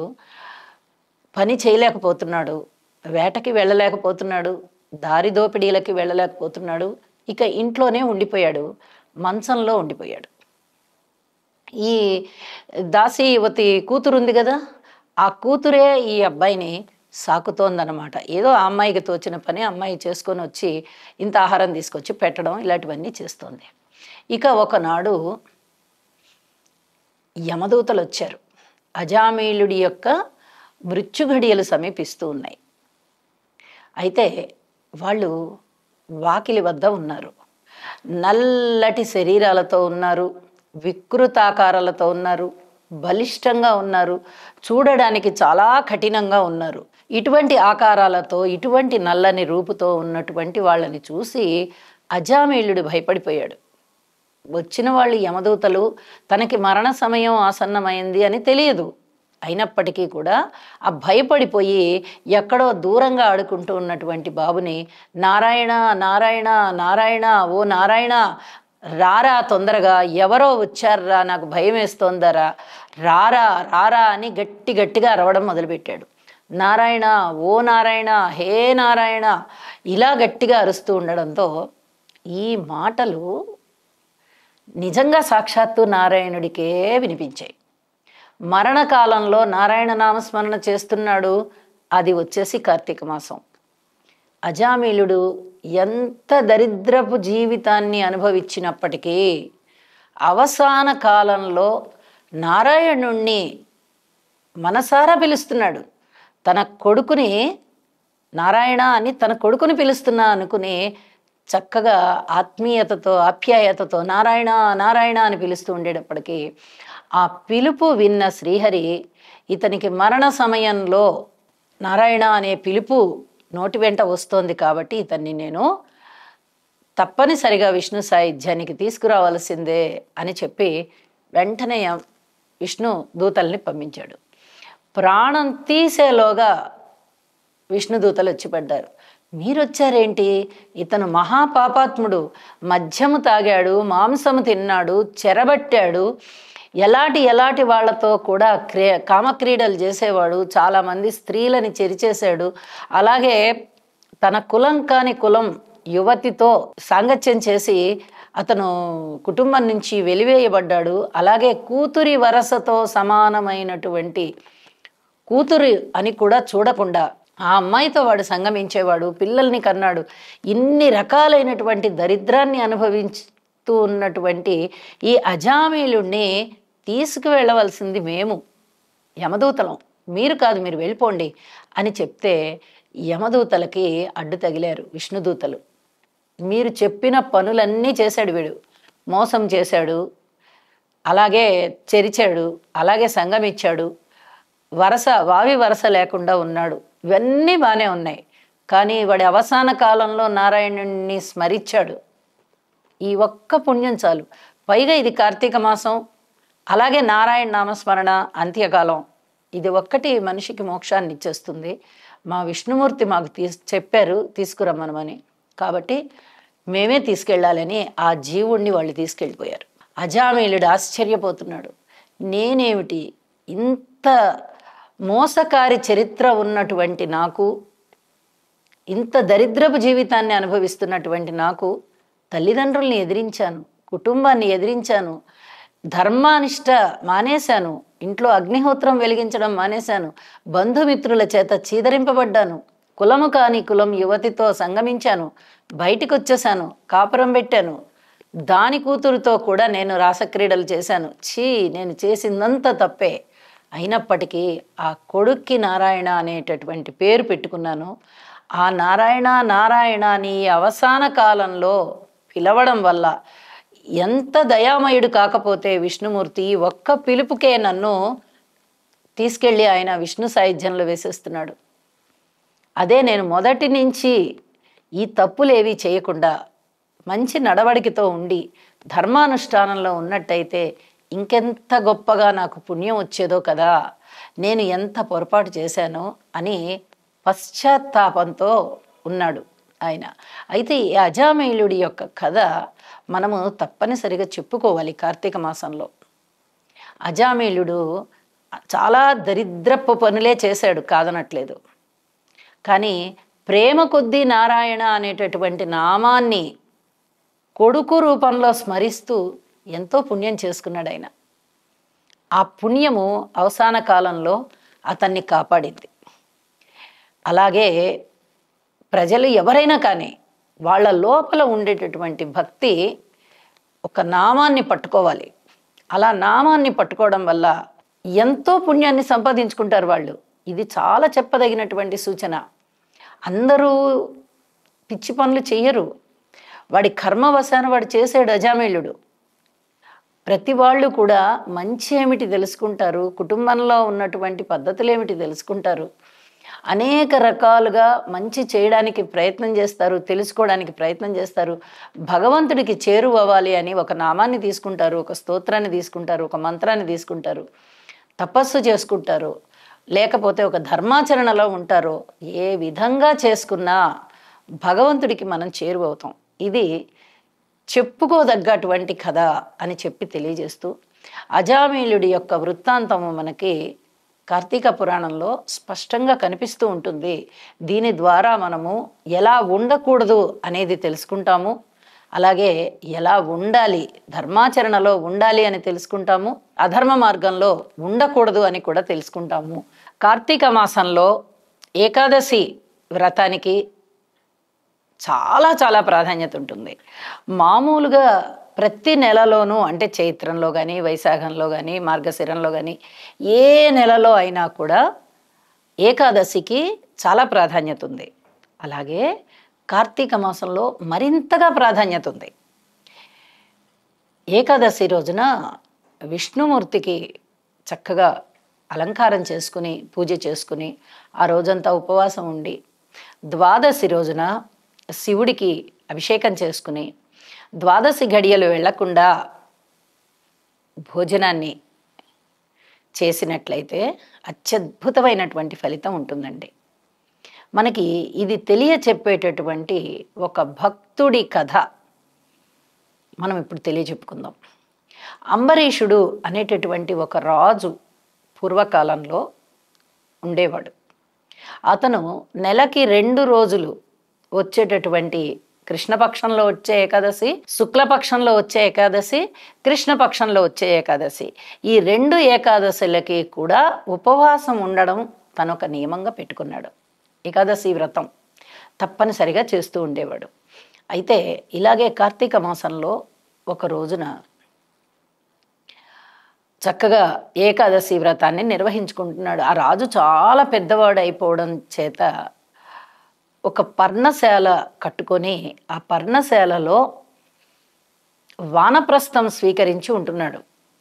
అయితే ఏకాదశి అయిపోయి, ఆ రోజంతా ఉపవాసం అయిపోయి, మరుసటి రోజు ద్వాదశి అనగా దూర్వాస మహాముని ఈయన ఇంటికి వచ్చాడు. రాజా, ఇవాళ నేను మీ దగ్గర ఆతిథ్యం తీసుకుంటున్నాను, ఇదిగో నా శిష్యులందరితో కలిసి వచ్చాను, ఆ ఏర్పాట్లు చెయ్యమని చెప్పాడు. అంబరీషుడు కూడా చాలా సంతోషించాడు. స్వామి, మీరు వచ్చారు, నాకు అంతే చాలు, ఊరకరారు మహాత్ములు, ఎంతో మా పుణ్యం పండింది, అందుకనే వచ్చారు, కాబట్టి మీరు స్నానానికి వెళ్ళిరండి, మిగతా భోజన కార్యక్రమాలన్నీ మేము ఏర్పాటు చేస్తాము అని చెప్పాడు. సరే, దూర్వాస మహాముని శిష్యులతో కలిసి నదికి వెళ్ళాడు. నదికి వెళ్ళిన దూర్వాస మహాముని త్వరగా రాలేదు, అంటే అనుకున్న సమయానికి రాలేదన్నమాట. కొద్దిగా ఆలస్యం అవుతోంది. ఒక పక్క ద్వాదశి ఘడియలు వెళ్ళిపోతున్నాయి, ఇంకొక పక్క చూస్తే ఈయన రాలేదు. ఏకాదశి వ్రతం చెడిపోతుందేమో, నేను ప్రతి నెల ఉంటాను, ఏకాదశి వ్రతం చేసుకుంటాను, ద్వాదశి ఘడియలు వెళ్లకుండానే నేను భోజనం చేస్తాను, ఇంటికి వచ్చినటువంటి అతిథికి భోజనం పెట్టకుండా నేను తినలేను, ఇంటికి వచ్చినటువంటి అతిథి వచ్చేంత వరకు నేను కూడా వేచి ఉన్నట్లయితే ఏకాదశి తిథి ఫలితం నాకు రాదు, ఎందుకంటే ద్వాదశి వెళ్ళిపోతోంది కాబట్టి, ఇక వెళ్ళిపోతుంది ద్వాదశి, నాకు ఫలితం రాదు, భగవంతుని పట్ల అనేక రకాలుగా నేను అపచారం చేసిన వాడినే అవుతాను, కాబట్టి ఈ సందిగ్ధంతో ఉన్న నేను నా సందిగ్ధాన్ని ఎవరు తీర్చాలి అని చెప్పి ఎంతో మదన పడుతూ తన యొక్క సలహాదారులు ఉంటారు కదా, ఇక వాళ్ళని అడిగాడు, ఏమి చెయ్యాలి, నాకైతే ద్వాదశి ఏదో విధంగా పారణ చేయాలని ఉంది, మరి దూర్వాస మహాముని ఇంతవరకు రాలేదు, ముందరే దూర్వాసుడైన కోపం ఎక్కువ, ఆయనకి పెట్టకుండా నేను తినలేను, ఇటువైపు ద్వాదశి వెళ్ళిపోయేంత వరకు వేచి ఉండలేను, ఈ సందిగ్ధ అవస్థని తీర్చండి, ఏదో విధంగా నాకు ఒక సలహా ఇవ్వండి అంటే వాళ్ళు ఏమన్నారు, మీ మనసులో ఏముంది రాజా, ద్వాదశి రోజు ఏదో విధంగా పారణ చేయాలి, కానీ అతిథికి పెట్టకుండా తినడం అనేది ఎవ్వరూ ఆ సలహా చెప్పరు, మీరు చక్కగా కొద్దిగా తీర్థం పుచ్చుకోండి, తులసి తీర్థం పుచ్చుకున్నట్టయితే అది భుజించిన దానితో సమానమవుతుంది, అలాగే వాళ్ళు వచ్చే వరకు వేచి ఉండడానికి కాస్త మీరు ఎంగిలి పడ్డవాళ్ళు అవుతారు కదా, ఏది తప్పు లేదు, భగవంతుని పట్ల అపచారం చేయడం చాలా తప్పు అని చెప్పి సలహా చెప్పడంతో సరే అని చెప్పి కాస్త విష్ణు నామస్మరణ చేసుకుని కొద్దిగా తులసి తీర్థం పుచ్చుకుంటాడు. ఇంకా ఆ తులసి తీర్థం పుచ్చుకున్నటువంటి పాత్ర కింద పెట్టను కూడా పెట్టలేదు, దూర్వాసుడు గుమ్మంలో అడుగుపెట్టి అర్థం చేసేసుకుంటాడు ఈ సన్నివేశాన్ని మొత్తం. నువ్వు మమ్మల్ని పిలిచి ఇంత అవమానిస్తావా, అతిథి భోంచెయ్యకుండానే నువ్వు తీర్థాన్ని తీసుకుంటావా? నీకు నేను శాపాన్ని పెడుతున్నాను అని చెప్పి అంటాడనమాట. ఆ కోపానికి తట్టుకోలేక అంబరీషుడు, స్వామి నేను ఆహారాన్ని తీసుకోలేదు స్వామి, 12 గడియలు దాటిపోకుండా కాస్త తులసి తీర్థాన్ని పుచ్చుకున్నాను, మీ మీద ఎటువంటి నాకు దురుద్దేశము లేదు, ముందర అతిథిని సత్కరించే నేను భోజనం చేద్దామనుకున్నాను, ఆగ్రహించకండి అని పాపం చెప్తూ ఉంటాడు. అయినా కూడా వినిపించుకోకుండా దూర్వాస మహాముని శాపం పెట్టేస్తాడు. ఏమి శాపం పెడతాడు? నువ్వు నీటిలో సంచరించేటటువంటి మత్స్యం చేపగా పుడతావు, అలాగే ఒక పందిగా పుడతావు, ఒక వామనుడిగా వికారమైన రూపంతో పుడతావు, ఇటు జంతువు కాదు అటు మనిషి కాదు, అలా 2 విధాలుగా కానీ అవతారంతో పుడతావు, పొట్టివాడిగా పుడతావు, అజ్ఞానిగా పుడతావు, రాజువయ్యుండి రాజ్యాధికారం లేకుండా ఉండేటటువంటి వ్యక్తిగా పుడతావు, అలాగే బుద్ధి మందగించిన వాడిగా పుడతావు, అందరికీ బోధనలు చేస్తావు కానీ నీకంటూ ఒక జ్ఞానం లేకుండా అయిపోతుంది. ఇలాగా రకరకాలైన యోనులలో 10 జన్మలు నువ్వు పుట్టాలి అని చెప్పి శపించేస్తాడు. శపించేసేటప్పటికీ పాపం అంబరీషుడు ఏదో శాపం పెడుతున్నాడు అనుకుంటున్నాడు కానీ అతనికి వినపడడం లేదు ఈ శాపం. అంబరీషుని యొక్క హృదయంలో ఉన్నటువంటి శ్రీ మహావిష్ణువు దాన్ని నేను స్వీకరిస్తున్నా, గృహ్ణామి గృహ్ణామి అనుకుంటూ ఉంటాడు. అనేటప్పటికీ ఆ మాటలే అంబరీషుడి నోటి వెంట కూడా వస్తాయి, కానీ అంబరీషుడు నేను స్వీకరిస్తున్నాను అన్న మాట తనకి తెలీదు, అంటున్నట్టుగా తనకి తెలియదు. ఎప్పుడైతే ఈ శాపాన్నంతా పెట్టాడో ఇంకా గృహ్ణామి అంటాడా అని చెప్పి మరొక శాపం పెట్టబోవడానికి ఉద్యుక్తుడవుతాడు దుర్వాసుడు. వెంటనే విష్ణుమూర్తి తన యొక్క సుదర్శన చక్రాన్ని పంపిస్తాడు. పంపించి ఇక పంపించడం ఏంటి, అది ఆగా మేఘాల మీద దుర్వాసుడి మీదకి వస్తుంది. వచ్చేటప్పటికి దాని యొక్క వేగానికి, దాని యొక్క కాంతికి దూర్వాసుడు అదిరిపోతాడు. అదిరిపోయి ఇక పరుగు ప్రారంభిస్తాడు. ఇంద్రలోకానికి వెళ్తాడు. ఇంద్రుడి దగ్గరికి వెళ్ళి నన్ను రక్షించు, సుదర్శనం తరుముకొస్తోంది అంటే నా వల్ల కాదు అని చెప్తాడు ఇంద్రుడు. బ్రహ్మలోకానికి వెళ్తాడు. అక్కడ బ్రహ్మ నా వల్ల కాదంటాడు. అలాగే కైలాసానికి వెళ్తాడు. శివుడు కూడా నా వల్ల కాదంటాడు. ఇక చేసేది ఏమీ లేక విష్ణుమూర్తి దగ్గరికి వెళ్తాడు. వెళ్ళి పాదాల మీద పడతాడు. స్వామి నేను తప్పు చేశాను, ఆ దూర్వాసుణ్ణి ఆ అంబరీషుణ్ణి శపిస్తున్నా నేను, అయితే ఈ సుదర్శనం నా వెంట పడుతోంది, నన్ను కాపాడు నన్ను కాపాడు నన్ను కాపాడు అంటూ కాపాడమని ప్రార్థిస్తాడు విష్ణుమూర్తిని. విష్ణుమూర్తి అంటాడు కాపాడడం అనేది కుదరదు, ఒకసారి సుదర్శనాన్ని ప్రయోగించిన తర్వాత ఇక దాన్ని వెనక్కి తీసుకునేది నాకేమీ లేదు. ఆ సుదర్శనం ఒకసారి ప్రయోగించాను, దాని పని అది చేయాల్సిందే. నువ్వు ఎంత పెద్ద తప్పు చేసావు, ఎంతో భక్తి ప్రపత్తులతో ఒక మంచి జీవితాన్ని గడుపుతూ ఉన్నటువంటి, సాధు జీవితాన్ని గడుపుతూ ఉన్నటువంటి అంబరీషుడికి నువ్వు అకారణంగా వెళ్ళి శపించావు. 12 పారణ చెయ్యాలి, అటువంటి పారణ చెయ్యనివ్వకుండా నువ్వు ఎప్పుడైతే ఆలస్యంగా వచ్చి అంబరీషుడిని శపించావో, ఇక అంబరీషుడిలో ఉన్నటువంటి నేను నువ్వు పెట్టిన శాపాన్ని అంబరీషుడికి తగలకుండా నేను స్వీకరిస్తున్నాను అని చెప్పి చెప్పాను. ఇది నువ్వు చేసినటువంటి పెద్ద పొరపాటు. ఇప్పుడు నేనే ఈ 10 జన్మలు అనుభవిస్తా. చేపగా పుడతాను, పందిగా పుడతాను, అలాగే వామనుడిగా పుడతాను, నరసింహుడి అవతారంతో పుడతాను, బౌద్ధుడిగా పుడతాను, రాముడిగా పుడతాను, కృష్ణుడిగా పుడతాను, పరశురాముడిగా పుడతాను, చివరికి కల్కిగా కూడా నేనే అవతరిస్తాను. ఈ 10 అవతారాలు నేను ఎత్తుతాను. భక్తుల కోసం భగవంతుడు ఏదైనా చేస్తాడు. అంబరీషుడికి నువ్వు పెట్టినటువంటి శాపం తగలకుండా నేను ఆయన హృదయంలోంచే నువ్వు ఇచ్చినటువంటి శాపాలని నేను తీసుకున్నాను, వెళ్ళి అంబరీషుణ్ణే శరణు వేడు అని చెప్పడంతో మళ్ళీ తిరిగి పరిగెత్తుకుంటూ వచ్చి అంబరీషుడి దగ్గరకు వస్తాడు.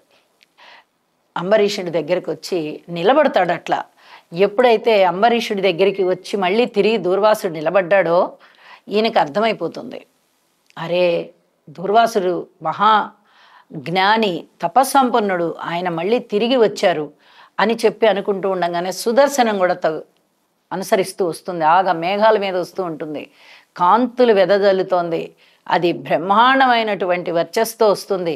ఇలాగా అనుకోకుండా ఇలాగా తరుముకుంటూ వస్తున్నటువంటి సుదర్శనానికి అడ్డు నిలబడి, ఓ సుదర్శనమా అంబరీషుణ్ణి, ఓ సుదర్శనమా నువ్వు దూర్వాస మహామునిని ఏమీ చెయ్యవద్దు, ఏదైనా చెయ్యాలనుకుంటే నన్ను చెయ్యి అని చెప్పడంతో సుదర్శనం అంటుంది, అంబరీష నేను విష్ణు భక్తులను ఏమీ చెయ్యను, నీ మీద శాపం అనేది పెట్టాడు ఆయన.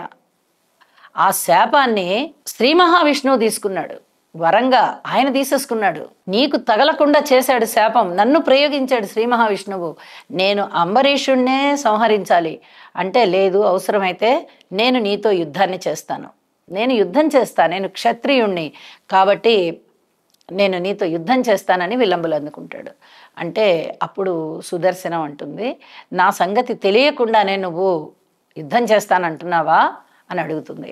అడిగితే నీ శక్తి చాలా గొప్పది, నిరంతరము విష్ణుమూర్తి సన్నిధానంలో ఉండేదానివి నువ్వు, అలాంటి నిన్ను నేను ఎదుర్కోవడం అంటే నేను నా పౌరుషాన్ని పౌరుషం వల్ల నేను ఎదుర్కొంటున్నాను అని చెప్తున్నాను, కాబట్టి నేను ఎదుర్కోవాలి నిన్ను అని చెప్పి గబగబా బాణాలు వేస్తాడు. నా శక్తియుక్తుల తర్వాత ముందరైతే నేను నిన్ను ఎదుర్కోవాలి, అక్కడ దూర్వాస మహామునికి ఏమీ జరగకూడదు, నష్టం అనేది ఏమీ జరగకూడదు కాబట్టి అని చెప్పి ఆ పాదాల మీదకి బాణాలు వేయడంతో సుదర్శనుడు సంతోషించి, నీ యొక్క గొప్పతనము తెలియడానికే ఇదంతా జరిగింది అని చెప్పి తిరిగి ఆ సుదర్శనం విష్ణుమూర్తి సన్నిధానానికి వెళ్ళిపోతుంది. ఇక దూర్వాస మహాముని పశ్చాత్తాపంతో అంబరీషుడి దగ్గరికి వచ్చి, నువ్వు నాకన్నా చిన్నవాడివి, నీకు నేను ఆశీర్వచనాలు ఇవ్వాలి తప్ప నీకు నమస్కారం చెయ్యకూడదు, నీకు నమస్కారం చేశాను అంటే నువ్వు నాకు తండ్రివి అవుతావు, తండ్రికి నేను ఎలా నమస్కారం చేస్తాను, అలా పెద్దవాళ్ళకి నమస్కారం చేస్తే ఐక్షీణం, కాబట్టి నేను అవన్నీ చెయ్యను, నన్ను నువ్వు అనుగ్రహించావు, నేను చేసినటువంటి పొరపాటుకి నేను చింతిస్తూ ఉన్నాను అని చెప్పి అప్పుడు ఆ ఆతిథ్యం స్వీకరించి చక్కగా భోజనం చేసేసి దూర్వాస మహాముని వెళ్ళిపోతాడు. ఎంతో గొప్పదైంది ఈ కథ. ఈ విష్ణుమూర్తి యొక్క దశావతారాలు కూడా మనకి ఎందువల్ల ఏర్పడుతున్నాయి అని తెలిసేటటువంటి కథ ఈ అంబరీషుని యొక్క వృత్తాంతంలోనే మనకు వస్తుంది. ఈరోజు సరిగ్గా కార్తీక మాసంలో వచ్చినటువంటి శుక్లపక్ష ఏకాదశి, అద్భుతమైనటువంటి ఈ కథని మనము విని తెలుసుకొని భక్తి ప్రపత్తులతో శ్రీ మహావిష్ణువుని పూజిద్దాము, అలాగే శంకరుణ్ణి కూడా పూజిద్దాము. ఓం నమః శివాయ. త్రిదళం త్రిగుణాకారం త్రినేత్రంచ త్రియాయుధం త్రిజన్మ పాప సంహారం ఏకబిల్వం శివార్పణం. వచ్చేసింది కార్తీక మాసం. ఈ అక్టోబర్ నెల 22వ తేదీ నుంచి నవంబర్ 20వ తేదీ వరకు చక్కగా ఈ కార్తీక మాసాన్ని మనము స్నానాలతోనూ జపాలతోనూ పూజలతోనూ శివనామస్మరణతోనూ విష్ణు నామస్మరణతోనూ ఎంతో భక్తి ప్రపత్తులతో పూజించుకుంటూ ఉంటాము, స్మరించుకుంటూ ఉంటాము. అసలు ఈ కార్తీక మాసానికి ఇంత ప్రాధాన్యత ఎందువల్ల వచ్చింది అంటే, కృత్తిక నక్షత్రం రోజున పౌర్ణమితో చంద్రుడు ఉంటారు. పౌర్ణమి చంద్రుడు కృత్తిక నక్షత్రంతో ఉంటారన్నమాట. అందువల్లనే ఈ మాసానికి కార్తీక మాసం అనేటటువంటి పేరు వచ్చింది. అలాగే శివుడు విష్ణువు ఇద్దరూ కూడా అసలు ఎటువంటి భేదము లేదు మాకు అని చెప్పి చెప్పడానికే ఈ మాసం అంతా కూడా వాళ్ళు కొలువై ఉంటారు. శివుడిని ఒక జలముతో, అది ఏ జలమైనా అవనివ్వండి, గంగాజలం అవ్వచ్చు, లేదా ఇతర నదీ జలాలు అవ్వచ్చు, లేదా మన ఇంట్లో ఉన్నటువంటి బావి నీరైనా అవ్వచ్చు. ఇక ఏది కుదరకపోతే కుళాయిలో ఉన్నటువంటి నీటితోనైనా సరే అభిషేకం చేసినట్లయితే శివుడు అభిషేక ప్రియుడు, చాలా సంతృప్తి చెంది వరాలు ఇస్తాడు. ఇక విష్ణుమూర్తి అలంకార ప్రియుడు. ఒక 4 పూలు ఆయన పాదాల మీద పెట్టి, ఆయన శిరస్సు మీద పెట్టి అలా పూజ చేసినా కూడా, అలా అలంకారం చేసినా కూడా చాలా అద్భుతమైనటువంటి వరాలను ఇస్తాడు మనకి. వీరిద్దరికీ కూడా అభేదం, ఎట్టి పరిస్థితుల్లోనూ భేదం లేదు. శివుణ్ణి పూజించే వాళ్ళు విష్ణువుని పూజించవచ్చు, విష్ణువుని పూజించే వాళ్ళు కూడా శివుణ్ణి పూజించవచ్చు అని తెలియచెప్పే మాసం ఇది. అలాగే ఈ శివకేశవుల యొక్క స్మరణ ఎంత పుణ్యాన్ని ఇస్తుంది. ఈ నెలలో చేసేటటువంటి పూజ, పునస్కారము, యజ్ఞము, యాగము, దానము, ధర్మము, నదీ స్నానము, దీపదానము, ఇలాగా ఎన్నో రకాలైనటువంటి క్రతువులు ఉన్నాయి మనకి. వీటిట్లలో ఏది చేసినా కూడా అది ఆ భగవంతుడికి చేరి, ఆ పరమాత్మకి చేరి మనకి ఎంతో పుణ్యాన్ని ఇస్తుంది. అటువంటిది ఈ కార్తీక మాసం. కార్తీక మాసం అంతా కూడా శివుణ్ణి ప్రార్థించి విష్ణువుని నిర్లక్ష్యం చేయకూడదు, అలాగే విష్ణువుని ప్రార్థించి శివుణ్ణి నిర్లక్ష్యం చేయకూడదు. మా శివుడే గొప్ప లేదా మా విష్ణువే గొప్ప అనేటటువంటి భావాలని కూడా తీసివేయాలి. అవి పోవడానికే మనకి ఈ కార్తీక మాస మహత్యం అనేది మనకి అద్భుతమైన పురాణంగా తెలియజెప్తూ ఉంటారు. అయితే అసలు ఈ కార్తీక మాసానికి ఇంతటి ప్రాధాన్యత ఉంది కదా, మరి ఈ కార్తీక మాసంలో ఎవరెవరు ఎలా తరించారు అనేది కూడా మనకి ఈ కార్తీక పురాణం అనేది మనకి తెలియజేస్తూ ఉంటుంది. ఇప్పుడు ఒకసారి మనము ఆ పురాణ మహత్యాన్ని ఒక్కసారి మనం తెలియచెప్పుకుందాం. విష్ణుమూర్తికి శివునికి ఇద్దరికీ కూడా భేదము లేదు అని తెలిపేటటువంటి ఈ కార్తీక మాసం చివరి రోజు పోలీస్ వర్గం ఈ పండుగని మనము నిర్వహించుకుంటూ ఉంటాము. పోలి అనేటటువంటి ఒక గృహిణి బొందితో స్వర్గానికి వెళ్ళిపోయింది. ఇది చెప్పదగినటువంటిది అన్నమాట. విశేషం అంశం ఏమిటి అంటే పోలీస్ స్వర్గానికి వెళ్ళింది. ఆవిడ ఎలా వెళ్ళింది అంటే, ఒక మంగలి కులములో మాలి అనేటటువంటి ఒక స్త్రీ, అలాగే ఆమె భర్త, వాళ్ళిద్దరికీ కూడా 4 కొడుకులు, 4 కోడళ్ళు. ఈ 4వ కోడలు పోలి. అయితే ఈ పోలి పాపం శాంత స్వభావరాలు, చాలా భక్తి ప్రపత్తులతో ఉండేది, వినమ్రంగా ఉంటూ ఉంటుంది. అయితే కార్తీక మాసం వచ్చింది. ఈ అత్త, మిగతా 3 కోడళ్ళు ఈ పోలిని చాలా బాధ పెడుతూ ఉంటారు. అంత పనంతా ఈమె మీదకి వదిలేసి నువ్వంత పని చెయ్యి అని చెప్పి వాళ్ళు బయటికి వెళ్ళి తిరిగి వస్తూ ఉంటారు. పాపం ఈ పోలి ఏమి చెయ్యలేక భర్తతో చెప్తుంది.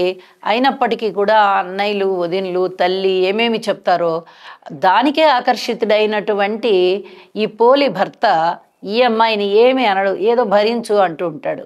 ఇక భర్తకి చెప్పినా లాభం లేదు అని చెప్పి అలా భరిస్తూ ఉంటుంది. అయితే ఈ కార్తీక మాసం వచ్చింది. ఇక అందరూ కూడా చుట్టుపక్కల వాళ్ళు కానీ, బంధువులు కానీ, స్నేహితులు కానీ అందరూ కూడా నదికి స్నానానికి వెళ్ళొస్తూ ఉంటారు. పాపం ఈ పోలి నేను వెళ్ళలేకపోయానే అనేటటువంటి బాధ మనసులో ఉంటూ ఉంటుంది. అయితే ఈ నదీ స్నానానికి ఈ అత్తగారు మాలి, ఆ కోడళ్ళు 3 అందరూ కలిసి వెళ్తారు. అందరూ కలిసి వెళ్ళి అక్కడ నదీ స్నానాలు చేయడం, నది దగ్గర దీపాలు పెట్టుకోవడం, ఒడ్డున ఇక అందరూ ఏదో ఆ మాటలు ఈ మాటలు చెప్పుకుంటూ ఉంటారు. అయితే వాళ్ళు అలా ఉన్నా కూడా భగవత్ చింతన అనేది లేకుండా ఈ పోలి ఏం చేస్తోందో, ఇంట్లో వెన్న చేస్తోందా, పెరుగు చిలికిందా, ఏమన్నా వెన్న అమ్ముకుంటోందా, ఇట్లాంటి ఆలోచనలతో ఉంటూ ఉంటారు. అంత మలినమైన ఆలోచనలు అన్నమాట.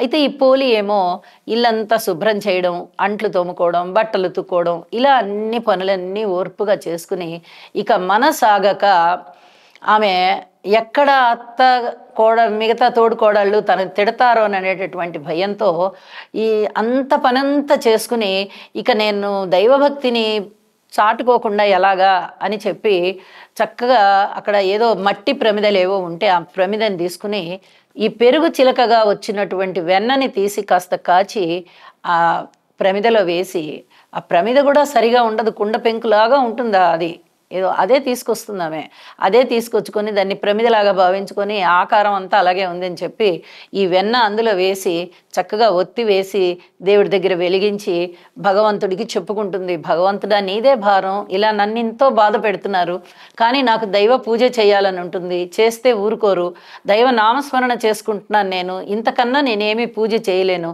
నా మనసులో అయితే నిరంతరం నిన్నే కొలుస్తున్నా, నిన్నే పూజిస్తున్నా, ఇలాంటి బాధలన్నిటి నుంచి నన్ను గట్టెక్కిచ్చు స్వామి నారాయణ అని చెప్పి దండం పెట్టుకుంటుంది.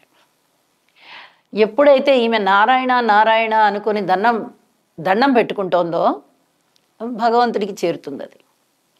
వెంటనే ఈమెకి సమయం కూడా అయిపోయింది, ఈమె బొందితోనే స్వర్గానికి రావాలి, ఈమె లోపల చాలా భక్తి ప్రపత్తులు ఉన్నాయి అని చెప్పి విష్ణుమూర్తి సుశీలుడు అనేటటువంటి ఒక విష్ణుదూతని పిలిచి వెళ్ళి ఈ అమ్మాయిని తీసుకురమ్మని చెప్తాడు. చక్కగా బంగారపు విమానం తీసుకుని వస్తాడు ఆయన సుశీలుడు. వచ్చి పోలమ్మ దగ్గరికి వచ్చి, పోలి నిన్ను విష్ణుమూర్తే ఆహ్వానిస్తున్నారు, నువ్వు చాలా అదృష్టవంతురాలివి, నీ పూజ ఫలించింది, రా నిన్ను బొందితో స్వర్గానికి తీసుకెళ్ళిపోవాలి అని చెప్తాడు. చెప్తే వెంటనే ఆ విమానం ఎక్కబోతుంది.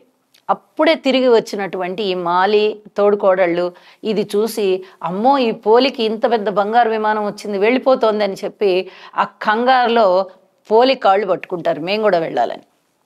అత్త పట్టుకుంటుంది, ఆ అత్త కాళ్ళు పెద్ద కోడలి కాళ్ళు చిన్న కోడలి కాళ్ళు, ఆ మూడో కోడలు, ఇలా అందరూ ఒకళ్ళ కాళ్ళు ఒకళ్ళు పట్టుకుని అంటూ ఉండగా ఆ విమానం ఎగిరి వెళ్ళిపోతూ ఉంటుంది ఆకాశంలో. అయితే ఈ సుశీలుడు, వీళ్ళందరూ దుర్మార్గులు, ఇప్పుడు ఈ కోడలికి వచ్చినటువంటి ఇంత గొప్ప అవకాశాన్ని చూసి భరించలేక ఇలా మేము కూడా వస్తామని చెప్పి ఈ విమానంలో అమ్మాయి కాళ్ళు పట్టుకొని ఎగురుతున్నారు అని చెప్పి కత్తి తీసి ఆ అత్తగారి యొక్క చేతుల్ని నరికేస్తాడు. ఆమె విలవిల్లాడుతూ కిందికి పడిపోతుంది. ఆమెతో పాటు ఆమె కాళ్ళు పట్టుకున్న నలుగురు మొత్తం కిందకి పడిపోతారు. అయితే భగవంతుడి దగ్గరికి సాయుధ్యానికి, విష్ణు సాయుధ్యానికి పోలి వెళ్ళిపోతుంది. ఈ దృశ్యాన్ని చూసిన ఆ గ్రామ ప్రజలందరూ కూడా పోలి ఎంత అదృష్టవంతురాలో మనకి చాలా చాలా నేర్పించింది, వినయ విధేయతలతో ఉండేది, చక్కగా ప్రేమాభిమానాలతో ఉండేది అందరితో. అలాగే భగవద్భక్తి ఆ అమ్మాయికి తోచిన విధంగా భగవంతుడి యొక్క నామస్మరణ చేసుకుంటూ ఉండేది. ఇంత చక్కటి పోలికి బొందితోనే, అంటే ప్రాణాలతో ఉండగానే స్వర్గానికి వెళ్ళేటటువంటి అవకాశం వచ్చింది కదా అని చెప్పి ఈ రోజున, ఈ అమావాస్య రోజున ఆమె పేరుతోనే దీపాలు పెట్టి ఆ దీపాలని నదిలో వదిలిపెడతారు. ఈ పోలీస్ వర్గం కథ మనకి కార్తీక మాసంలో చిట్ట చివరి రోజు అయినటువంటి బహుళ అమావాస్య నాడు మనం చెప్పుకుని పుణ్యాన్ని సంపాదించుకుంటాం. ఈ కథలో చాలా చక్కటి అంతరార్థం ఉంది అని చెప్పి తెలియచేస్తూ, ప్రతి మనిషికి కూడా భక్తి ప్రధానం అని తెలియచెప్పేటటువంటి కథ ఈ పోలీస్ స్వర్గం కథ.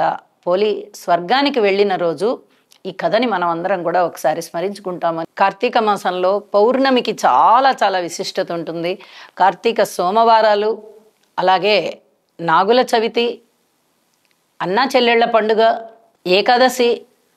ఏకాదశి వ్రతము, అలాగే పౌర్ణమి, క్షీరాబ్ది ద్వాదశి, ఇలా అనేక రకాలైనటువంటి పండుగలని మనము ఈ కార్తీక మాసం అంతా చేసుకుంటూ ఉంటాం.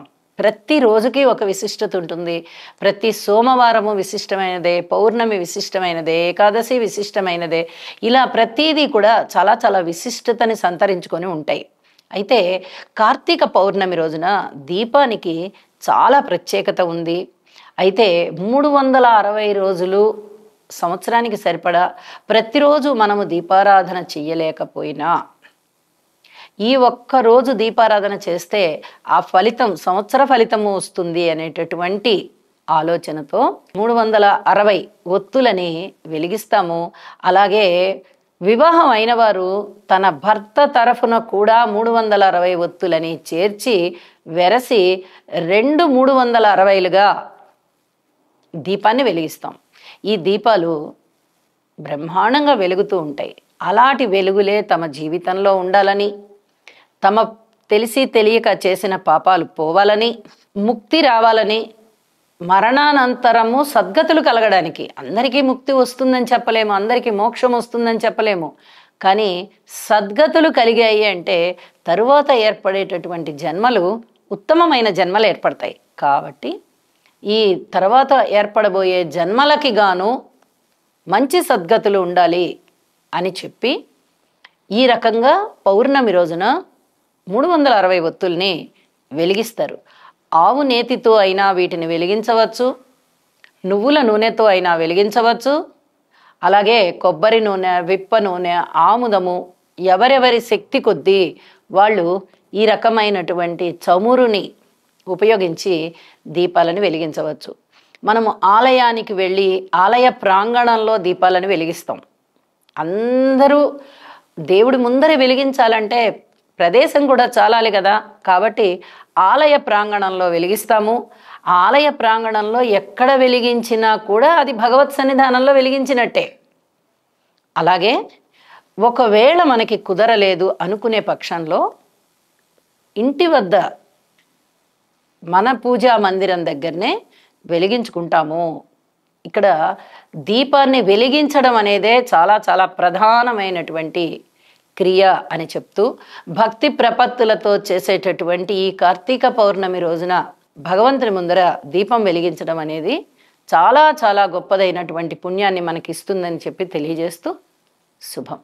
And for more videos, please subscribe to iDream. Please subscribe to iDream. Please subscribe iDream. And please subscribe to iDream. For more videos, subscribe to iDream. please like, share and subscribe to the channel. Congratulations, iDream. Subscribe to iDream. Subscribe to iDream. So subscribe to iDream Media. iDream team andarki huge congratulations. Please subscribe iDream Media. Please subscribe to iDream. Subscribe iDream. Please subscribe to iDream. iDream అంటే నా కళల ఛానల్ను subscribe చేసుకున్న నోరు తిరుగుతలేదు, మీరైతే గంట గుర్తు కొట్టండి. For more such videos, please subscribe to iDream. Subscribe to iDream. Please subscribe to iDream. Please subscribe iDream Media. Please do subscribe to iDream. Please subscribe to iDream Media. For best entertainment and information, please subscribe iDream. And don't forget to subscribe to iDream.